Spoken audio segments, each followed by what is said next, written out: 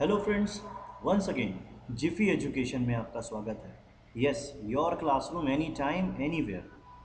Friends, जैसा कि आप जानते हैं, जिफी एजुकेशन जो है माइडस इंग्लिश एकेडमी और एक्यूमेन कॉम्पिटिटिव एग्जाम एकेडमी का एक वेंचर है जिसमें हम रेगुलर बेसिस पे आपको एजुकेशनल वीडियोस प्रोवाइड करते हैं।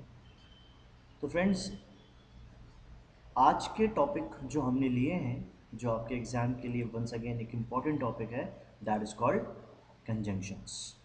क्या आप जानते हैं कंजंक्शंस क्या होते हैं? कंजंक्शंस, यस, कंजंक्शन की एक छोटी सी डेफिनेशन मैंने आपको दी है। Conjunction is a word which joins two or more than two words, phrases, clauses और सेंटेंसेस को जोड़ता है।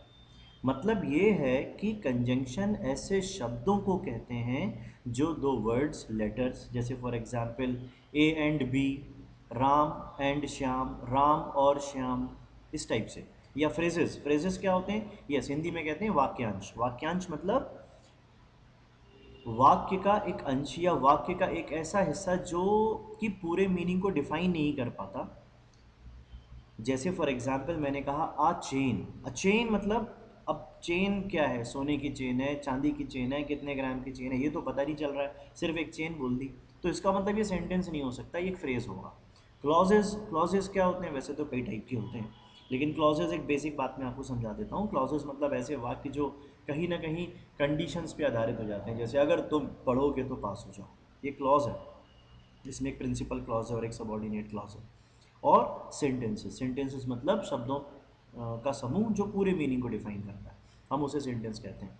तो एक बार फिर से हम इसकी कंजंक्शन की डेफिनेशन समझ लें। Conjunction is a word which joins two or more than two words, phrase, clauses और सेंटेंस। तो कंजंक्शन का काम ये है दो वर्ड, फ्रेज, क्लॉजेज, सेंटेंस को जोड़ना।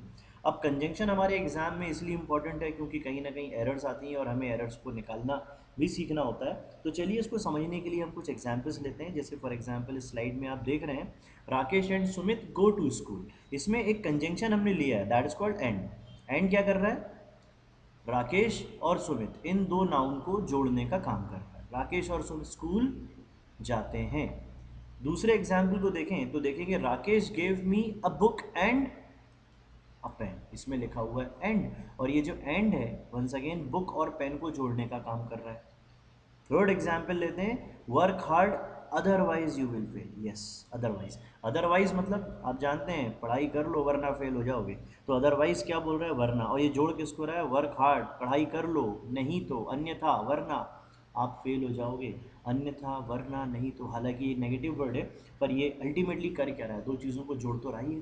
तो एग्जाम में इस टाइप से क्वेश्चन आएंगे, इसमें आपको एरर निकालनी होगी। इसको थोड़ा सा और डिटेल में समझते हैं फ्रेंड्स कि कंजंक्शन कैसे और काम करता है। सबसे पहले हम चलते हैं कंजंक्शन के टाइप पे कि टाइप ऑफ कंजंक्शन क्या है। वैसे तो एक मिनट में, ये रेड मार्किंग जो आ रही है ना कि स्क्रीन के ऊपर, मैं इसको हटा देता हूँ ताकि आप समझ सकें। यस, वैसे तो कंजंक्शन कई टाइप के होते हैं, 8 टाइप के। देखिए मैंने यहाँ लिखे भी हुए हैं, ये इस तरफ। Yes, very good. Time, cause, result, purpose, condition, concession, comparison, manner, ये बहुत टाइप के कंजंक्शंस होते हैं, बहुत बड़ा चैप्टर है। लेकिन मैं आपको फ्रैंकली एक बात बताना चाहूँगा, अगर आप एग्ज़ाम की तैयारी कर रहे हो बॉस, तो ये ग्रामर के चक्कर में ज़्यादा मत उलझो। दो चीज़ें बहुत सिंपल तरीके से समझो, एक सिंगल कंजंक्शन और दूसरा कोरिलेटिव कंजंक्शन। आपको अगर ये दो कंजंक्शन अच्छे से आते हैं तो आप ये मान लो कि आपको एग्जाम में कोई भी क्वेश्चन आएगा ज़रूर बन जाएगा। हाँ, अब आप इसमें टाइम कॉज में एक बार उलझ गए, इसके अंदर अंदर ज़्यादा पढ़ने में, तो आपका पेपर निकल जाएगा। पर आप ये मान लो कि ये दो चीज़ें समझ गए तो आप एग्ज़ाम में सिलेक्ट हो जाएंगे, एक नंबर भी आपको मिलता है तो आप सिलेक्ट होते हो। ठीक है, चलिए देखते हैं क्या होते हैं सिंगल कंजंक्शन में। जैसे फॉर एग्जांपल एंड और बट। कोरिलेटिव कंजंक्शन सेकंड देखते हैं। कोरिलेटिव को, सी ओ को शब्द अक्सर करके दो चीज़ों को जोड़ना या दो चीज़ों के लिए काम करता है। जैसे बोलते हैं ना स्कूल में, कोएड स्कूल, को एजुकेशन, मतलब जहाँ पे दो, जैसे स्कूल में कोएड स्कूल है, लड़के और लड़कियाँ दोनों पढ़ते हैं। को मतलब टू, कोऑपरेटिव, ठीक है, हमारे और आपके कोऑपरेशन से कोई चीज़ चल रही है। तो इसमें दो वर्ड होते हैं, जैसे आइदर और, नाइदर नॉर, मतलब ऐसे कंजंक्शन जो दो पेयर वर्ड्स में जुड़कर काम करते हैं। और एक बात मैं पक्के तौर से कह दूं, एग्जाम में एरर ज़्यादातर ऐसे ही शब्दों पे रिलेटेड आती है। सिंगल कंजंक्शन पे उतनी एरर नहीं आएगी जितनी कि कोरिलेटिव पे आएगी, आप इसको ध्यान रखिएगा। तो कोरिलेटिव कंजंक्शन के लिए हमको समझना है कि कोरिलेटिव कंजंक्शंस कैसे होते हैं, इससे रिलेटेड एरर्स कैसे आती हैं। चलिए देखते हैं, आगे भी देखते हैं और क्या हो सकता है इसमें। नेक्स्ट स्लाइड जो आप देख रहे हो ना, इसमें मैंने एक लिस्ट प्रोवाइड की है कि इम्पॉर्टेंट कंजंक्शंस क्या हैं। देखिए, and, as well as, or else, therefore, so, hence, इन सभी के कुछ ना कुछ मीनिंग है और एग्जाम में आते हैं। और आने वाली स्लाइड में मैं आपको 1 से लेकर के 23 पॉइंट तक जितने भी लिखे हैं ना, सारे वीडियो प्रोवाइड करूँगा। और मेरा दावा है कि अगर आपने सारे वीडियोज़ एक बार अच्छे से देख लिए तो आप कम से कम कंजंक्शन की सारी क्वेश्चंस तो सॉल्व कर ही लेंगे। लेकिन अभी स्टार्ट करते हैं एक नए टॉपिक से जिसमें हमने कंजंक्शन में लिए हैं जो कि एरर्स पे आएंगे। दैट इज कॉल्ड आइदर और नाइदर नॉर। इससे रिलेटेड एरर्स देखते हैं आज हम कि क्या होती हैं और किस तरीके से आती हैं। जैसा कि आप जानते हैं, आइदर और का मतलब क्या होता है? यस, या तो ये या तो वो। इससे रिलेटेड एरर जब भी आएगी तो एक बात हमेशा ध्यान रखिएगा, दो बातें हमेशा एक जैसी होती हैं। यदि आइदर के बाद नाउन आया तो और के बाद भी नाउन आएगा। यदि आइदर के बाद वर्ब आया तो और के बाद भी वर्ब आएगा। यदि आइदर के बाद एडजेक्टिव आया तो मान लीजिए और के बाद भी एडजेक्टिव आना ही है। और यदि एरर में, क्वेश्चन में ऐसा नहीं हो रहा है तो 100% उस क्वेश्चन में एरर है। अब इसके क्वेश्चन को देखते हैं कि अक्सर करके एरर आती है तो आती कैसे है। जैसे either he has a car, मतलब आइदर के बाद क्या लिखा है? He has a car. और के बाद क्या लिखा है? अ बाइक। इसका मतलब आइदर के बाद तो प्रोनाउन जोड़ दिया, लेकिन और के बाद क्या जोड़ दिया? बाइक। बाइक क्या होती है? नाउन। मतलब अब हमें नाउन यहाँ जुड़ रहा है, यहाँ प्रोनाउन और वर्ब से जुड़ रहा है सेंटेंस। इसका मतलब दोनों बातें अलग अलग हैं। अब दोनों बातें अलग हैं, 100% सेंटेंस में एरर है। सेकेंड एरर देख लेते हैं। ही आइदर, आइदर के बाद क्या जुड़ रहा है? हैज़। ठीक, हेल्पिंग वर्ब है। और के बाद क्या है? नाउन। नाउन क्या है? एक नाउन है। वंस अगेन, अब आप देख लीजिए, आइदर के बाद क्या जुड़ा? Helping verb. और के बाद क्या जुड़ रहा है? नाउन। इसका मतलब ये सेंटेंस में भी एरर है। अब इसको इम्प्रूव करना है, हमें सेंटेंस को एडिट करना है, फाइंड आउट करना है, एरर कैसे निकालेंगे आप सोचिए। और मैं आंसर बता देता हूँ, आप स्लाइड को रोक कर ज़रूर सोचिएगा। आंसर है he has either a car. मैंने लिखा हुआ है नीचे, ही हैज़, मैं इसको हाईलाइट करता हूँ। ही हैज़, देखिए, he has either a car. ये कार क्या है? नाउन है। और के बाद क्या आया? बाइक। और ये बाइक क्या है? ये भी नाउन है। इसका मतलब ये हो रहा है कि आइदर के बाद यदि नाउन आया तो और के बाद भी नाउन ही आएगा। और आप ये मान के चलिए कि अक्सर करके एरर ऐसी आती है। आपको क्या करना है जनरली, जब इस तरीके की एरर आती है तो सेंटेंस को ये चेक करिए, आइदर के आसपास ऐसे कौन से शब्द हैं और के आसपास ऐसे कौन से शब्द हैं जो एक ही कैटेगरी के हैं। यदि वो एक ही कैटेगरी के होते हैं तो आपको सिर्फ करना ये होगा कि उनके वर्ड ऑर्डर को इंटरचेंज करके कहीं ना कहीं सेंटेंस के एरर को फाइंड आउट करना होगा। आगे भी देखते हैं, क्योंकि इससे रिलेटेड और भी मैंने क्वेश्चंस आपको तैयार किए हैं। मैंने नेक्स्ट स्लाइड तैयार की है जो कहीं ना कहीं इसी के बाद बेस्ड है। सेकंड स्लाइड में लेते हैं नाइदर नॉर। अब नाइदर नॉर मतलब आइदर और का ही नेगेटिव है। आइदर और मतलब या तो ये या तो वो। नाइदर नॉर का मतलब ना तो ये ना तो वो। ऑफ कोर्स रूल का पैटर्न तो वही रहेगा। अगर नाइदर के बाद नाउन आया तो नॉर के बाद भी नाउन ही आना है। अगर नाइदर के बाद वर्ब आया तो नॉर के बाद भी वर्ब आएगा। नाइदर के बाद एडजेक्टिव आया तो नॉर के बाद भी एडजेक्टिव आएगा। इसका मतलब यह है कि दोनों, अगर हम आइदर और की बात करें और नाइदर नॉर की बात करें, दोनों के पैटर्न सेम है। अब एक एग्जाम्पल लेते हैं, he neither had gone to Delhi nor Haryana. ठीक है, यहाँ क्या देख रहे हो आप? नाइदर शब्द के बाद क्या आया? नाइदर शब्द के बाद क्या है? देखिए, नाइदर शब्द के बाद लिखा है हैड। ये क्या है? हैड। और नॉर के बाद क्या है? हरियाणा। अब हरियाणा एक स्टेट का नाम है और ये नाउन है, और नाइदर के बाद हैड जो कि हेल्पिंग वर्ब है, इसका मतलब सेंटेंस गड़बड़ है। सेकेंड एग्जाम्पल को देखते हैं, इस वाले एग्जाम्पल को, जिसमें नाइदर के बाद लिखा है ही और के बाद वंस अगेन वही हरियाणा लिखा हुआ है, मतलब वंस अगेन यही प्रॉब्लम आ रही है इस क्वेश्चन में कि नाइदर के बाद तो प्रोनाउन आया लेकिन और के बाद तो हरियाणा आ गया।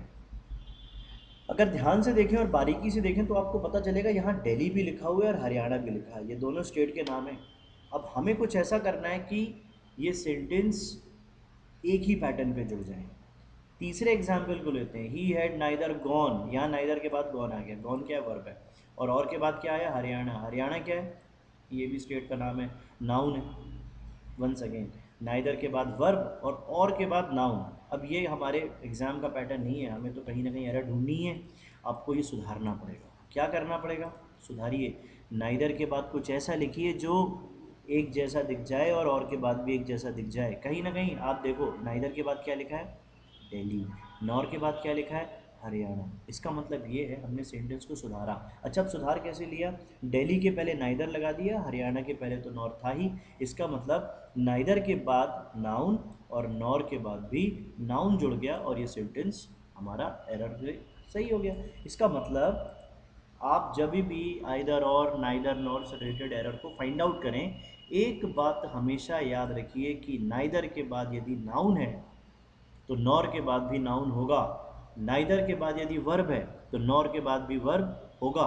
नाइदर के बाद यदि एडजेक्टिव है तो नॉर के बाद भी एडजेक्टिव होगा। अगर ऐसा नहीं है तो सेंटेंस ज़रूर गलत है। आप याद रखें, इम्प्रूव करने की कोशिश करें, आपको ये क्वेश्चन ज़रूर बनेंगे। आइए और आगे देखते हैं कि इससे रिलेटेड एरर कौन सी आ सकती हैं। अब मैंने तो आगे और भी एक स्लाइड बनाई हुई है जो कि नॉट ओनली बट ऑल्सो पे है, क्योंकि एग्जाम का पैटर्न सेम है, इस क्वेश्चन का पैटर्न सेम है। नॉट ओनली के बाद नाउन तो बट ऑल्सो के बाद भी नाउन, नॉट ओनली के बाद वर्ब तो बट ऑल्सो के बाद भी वर्ब, मतलब वही पैटर्न, सेम पैटर्न। इस पैटर्न में कोई चेंज नहीं है, सेम ये सेम वो।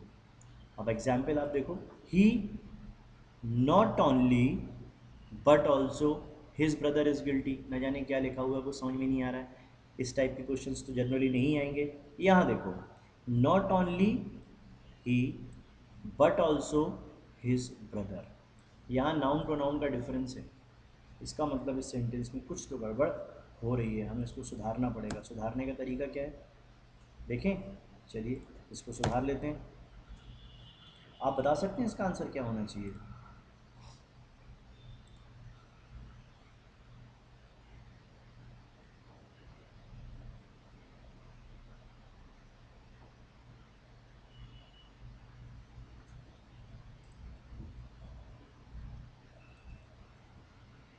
आई थिंक आपको बन गया होगा अब तक, इसमें कोई एरर नहीं है दोस्तों। प्रोनाउन और नॉन यहाँ पर एक जैसे ही हैं, not only he but also his brother, क्योंकि इसमें गुंजाइश नहीं है कुछ चेंज होने की, इसलिए हमें इसको नो करेक्शन रिक्वायर्ड ही मानना पड़ेगा। नेक्स्ट लेते हैं, कुछ ऐसे मैंने क्वेश्चंस तैयार किए हैं जो मैं चाहता हूँ कि आप एक बार ज़रूर सॉल्व करें, स्लाइड को रोकें फिर उसको सॉल्व करने की कोशिश करें। पहला क्वेश्चन है, आइदर यू एंड ही। अब देखो आइदर के बाद क्या लिखा है, एंड। सबसे पहली गलती तो यही है कि आइदर का कोरिलेटिव फॉर्म जो दूसरा पेयर ऑफ कंजंक्शन है वो क्या है, और आइदर के बाद एंड नहीं होता है, आइदर के बाद हमेशा और होता है। तो यहाँ आपको क्या करना पड़ेगा, एंड को काट दो और पे और लगाओ, और आंसर क्या हो गया आपका, बी में एरर है। नेक्स्ट लेते हैं, नाइदर शी और वंस अगेन, भाई नाइदर के बाद और तो आता नहीं है, नाइदर के बाद तो नॉर आता है, इसका मतलब एरर इस पार्ट में ही है। थर्ड देखते हैं, he had gone there not only to meet, not only के बाद क्या आ रहा है, देखो वर्ब आ रहा है, but also he had gone. इसका मतलब देखो यहाँ देखिए गलत हो गया ना सेंटेंस, नॉट ओनली के बाद अगर मीट है तो बट ऑल्सो के बाद भी तो गॉन ही होना चाहिए। इसका मतलब इस सेंटेंस में एरर है, he had gone there to meet but also give her. और वैसे भी एक बात देखिए, ही हैड गॉन रिडेंडेंट है, यहाँ पे दो बार लिखने की क्या ज़रूरत है, एक बार ऑलरेडी लिखा हुआ है। इस हिस्से को आप देखें, अगर स्टार्टिंग से देखते हैं इसको, ये ही हैड गॉन लिखा है और ये भी ही हैड गॉन लिखा है, इसका मतलब दो दो बार एक सेंटेंस में ये चीज़ें लिखने की क्या ज़रूरत है। आपको एक ही बार लिखना है। आप सिर्फ ये करें, he had gone there not only to meet but also, but also के बाद ही हैड गॉन पूरा हटाएं, सिर्फ लिखें गिव हर सम गिफ्ट्स।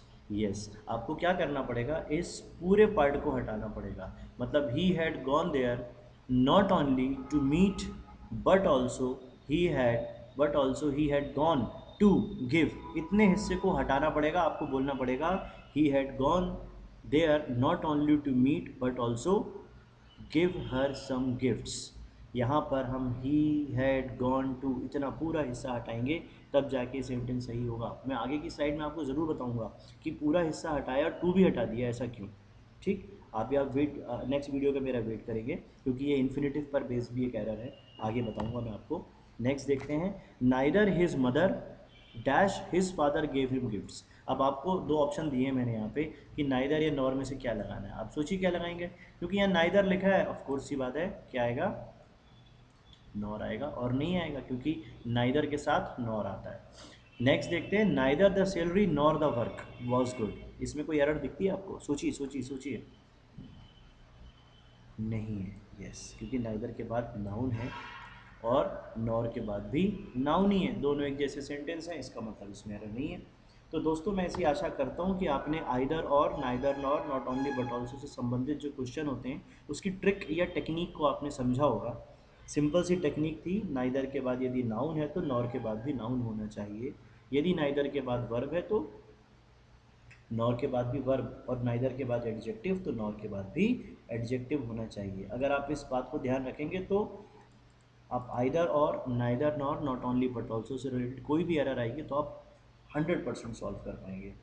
तो दोस्तों आप नए वीडियोस का इंतज़ार करें, हमें सब्सक्राइब करें ताकि हम आपको नए नए वीडियोस और जैसे ही अपलोड होंगे आप तक पहुंच जाएं, आपको वेट ना करने पड़े और आपको पता चल जाए। तो आपको आज का वीडियो कैसा लगा, प्लस एजुकेशन जो मैंने आपको दी है, जो आपको बताए हैं टेक्निक्स, वो कैसे लगे आप मुझे ज़रूर बताएं। सब्सक्राइब करें Jiffy education, your classroom any time anywhere. Thank you very much.